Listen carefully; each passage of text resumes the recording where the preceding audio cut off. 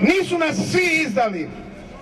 Katolička crkva u najtežim trenucima cijele hrvatske povijesti bila je uz svoj hrvatski narod. Zato je danas s nama preuzvišeni biskup Gospićko-senjski Mile Bogović. Pozdravimo ga!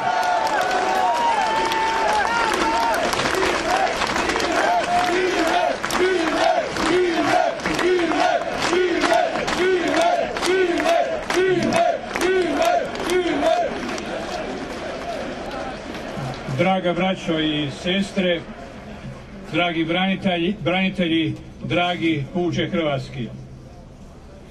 Nisam sebi smio dopustiti da ne budem danas ovdje s vama, jer bi inače netko mogao pomisliti da me ne pogađa nepravedna presuda našim generalima, da ne vidim kako se sudi našoj državi i našemu narodu. Strah me je šutjeti kad treba govoriti. No ovdje ipak moram reći da nisam došao da osuđujem, nego da budem protiv jedne osude i jedne presude. Nisam ovdje također ni da nekoga proglašavam da je ovo ili ono. To svakako nisam zbog toga ovdje, ali žao mi je naroda koji je osuđen. I ponavljam Isusove riječi, žao mi je naroda jer su kao ovce bez pastira.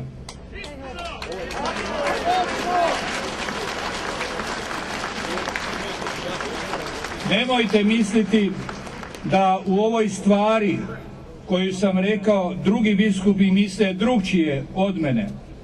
Ako nisu ovdje, to je zbog njihovih obveza ili zato što su obazriviji od mene i ne vole da ih se stavlja u nepredvidive političke okvire. I oni osjećaju bilo svoga naroda i oni su uz vas. Očito je da su se europski vlastodržci poveli za takozvanom blajburškom antihrvatskom koalicijom po kojoj je svaka hrvatska država krimen ili zločin. Pače magnum krimen, kako je to formulirao mason Viktor Novak. Po tom stavu treba kazniti svakoga koji se opredijelio za hrvatsku državu, a pogotovo koji se za nju borio. Stepinac je bio suđen najviše zato što se pri koncu rata opredijelio za samostalnu hrvatsku državu. Ne za nezavisnu državu Hrvatsku, nego za samostalnu hrvatsku državu.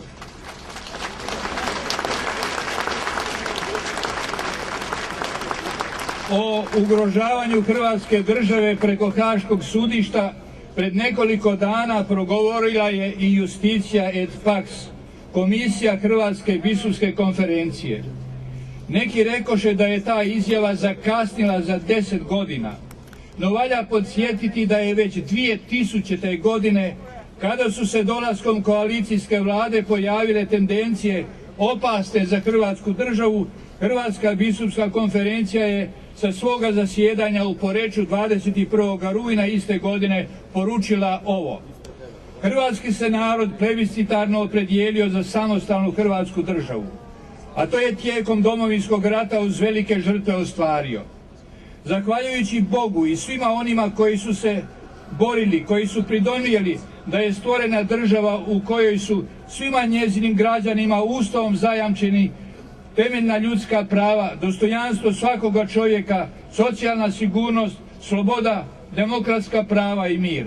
Pozivamo sve političke subjekte da ne poduzimaju ništa što bi ugrozilo državu, što bi bilo protivno zajamčenim vrijednostima i što bi imalo prizvuk omalovažavanja žrtava podnesenih za domovinu.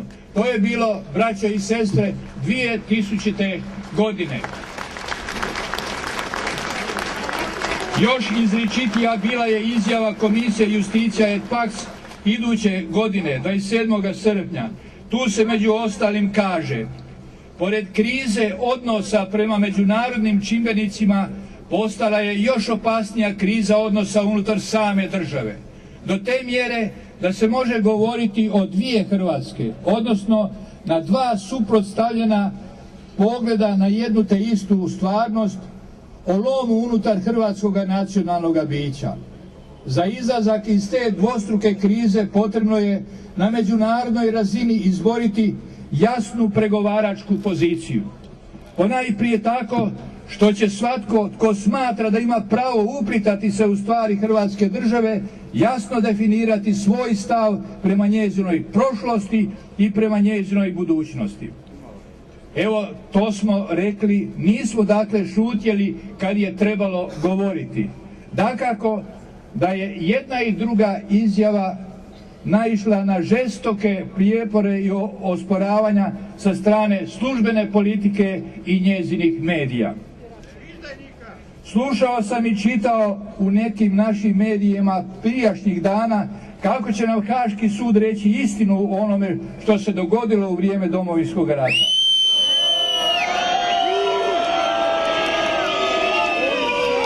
Kakva iluzorna očekivanja. Kao da je u Hagu novi Sinaj s kojeg ćemo primiti vječnu istinu.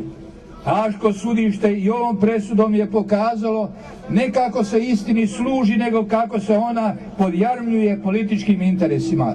Tu je izvorište i drastičnih kazni našim generalima. Nadamo se da će svjetska javnost sada bolje uočiti neodrživost ovakva stava prema Hrvatskoj državi i hrvatskome narodu. Možda će nakon ovakve presude neki baciti srebrnjake koji su dobili za izdaju. U ovo korizmeno vrijeme, pred veliki tjedan, prizivamo u pamet što su radili Herod, Pilat, Farizeji i Juda. Taj rod nije izumro. Sjede oni na visokim svjetskim stolicama i vrebaju u svojoj bahatosti na malene i nemoćne. Nažalost, do ovakve presude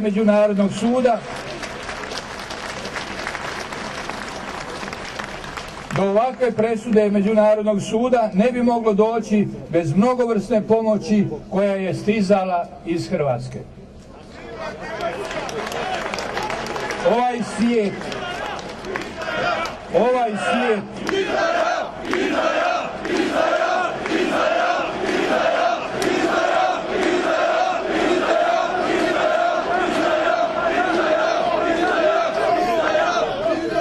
Ovaj svijet ima svoje grešne strukture koje tako kao grešne i funkcioniraju.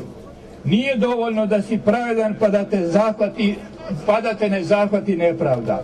Živimo u svijetu u kojem se događaju i ovakve nepravedne osude. One nas ne smiju slomiti, nego nas trebaju ojačati kako je to bilo mnogo puta u našoj prošlosti. Nije li Ivan Pavao II. Nije li Ivan Pavao II. rekao Hrvatima da su narod nade, jer se znaju dostojanstveno nositi s nepravdama ovoga svijeta. Pokazat ćemo to i ovaj put. Zahvaljujem Bogu što su i naši haški osuđenici tome dorasli. Molimo se da im